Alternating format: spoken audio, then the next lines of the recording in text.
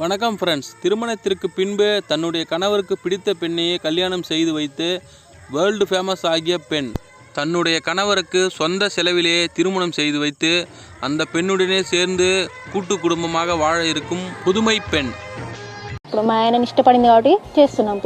தெலுங்கானா மாநிலம் மகபூபாத் மாவட்டம் சின்னக்குளூர் மண்டலம் ஒக்கம்பள்ளி கிராமத்தைச் சேர்ந்தவர் தான் இந்த சின்னப்பதாஸ். இவருக்கும் சரிதா என்ற பெண்ணுக்கும் சில நாட்களுக்கு முன்பே திருமணம் நடந்திருந்தது.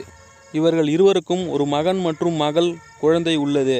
சரிதாவின் கணவரை அதே ஊரைச் சேர்ந்த அவருடைய மாமன் மகள் சந்தியா உருகி காதலித்து வந்துள்ளார்.